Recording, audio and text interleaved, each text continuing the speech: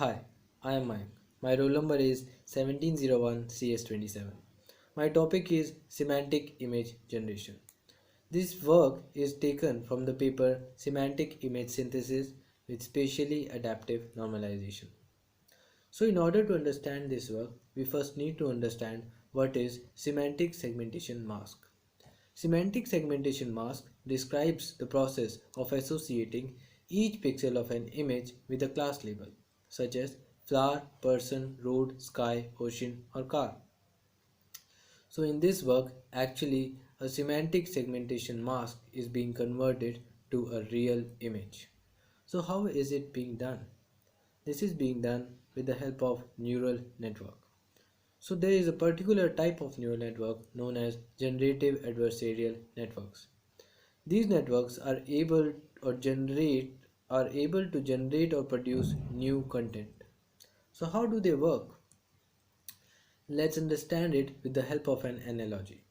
So there are two persons, investigator and forger. Forger tries to forge the painting by, by learning how the actual painter Leonardo da Vinci would have actually painted the painting and then duplicate the painting. Whereas investigator tries to identify if the corresponding image was real or fake. Investigator corresponds to discriminator and forger corresponds to generator. Mark my words, investigator corresponds to discriminator and forger corresponds to generator. Now in generator architecture, there is encoding, transformation and decoding. The generator takes some input and tries to reduce it with a series of encoder, that is convolution plus activation function, into a much smaller representation. The idea is that by compressing it this way, we hopefully have a higher level representation of the data after the final encode layer, and thus learning how the real painter would have painted the painting.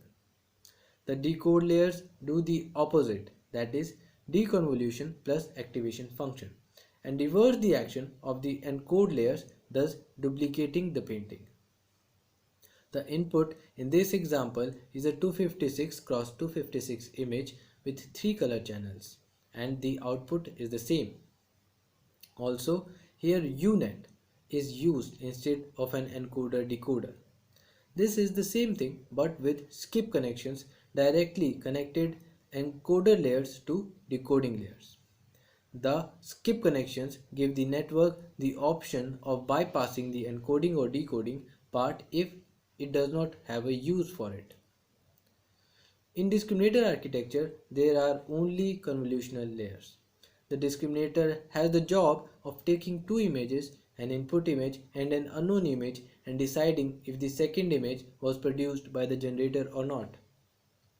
The structure looks a lot like the encoder section of the generator but works a little differently. The output is a 30 cross 30 image where each pixel value 0 to 1 represents how believable the corresponding section of the unknown image is. Also, each pixel from this 30 cross 30 image corresponds to the believability of a 70 cross 70 patch of the input.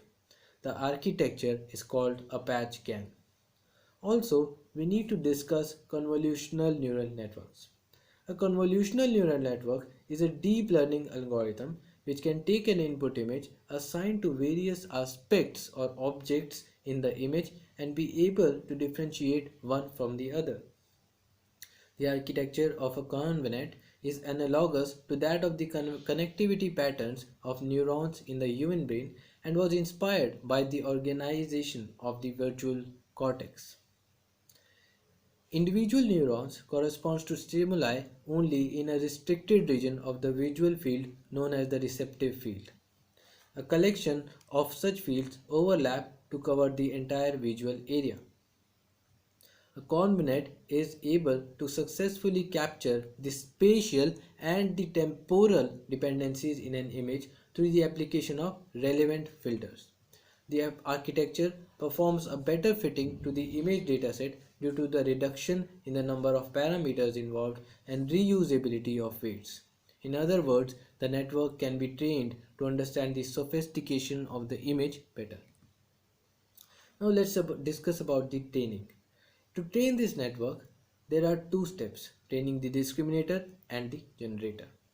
To train the discriminator, first the generator generates an output image. The discriminator looks at the input or target pair and the input or output pair and produces its guess about how realistic they look.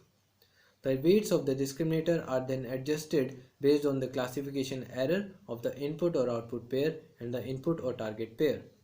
The generator's weights are then adjusted based on the output of the discriminator as well as the difference between the output and target image. Now let's finally talk about the loss. The loss function. We have to minimize the loss between the reconstructed image and the original image. To make the images less blurry, we can either use L1 or L2 regularization. L1 regularization is the sum of absolute errors for each data point. L2 regularization is the sum of the squared loss for each data point. The L1 regularization loss function can be shown for a single image like this, where y is the original image and gxz is the image represented by the generator network. The L1 loss is calculated by the sum of the all absolute differences between all pixel values of the original image and all pixel values of the generated image. These are the equations of the final loss function. Thank you.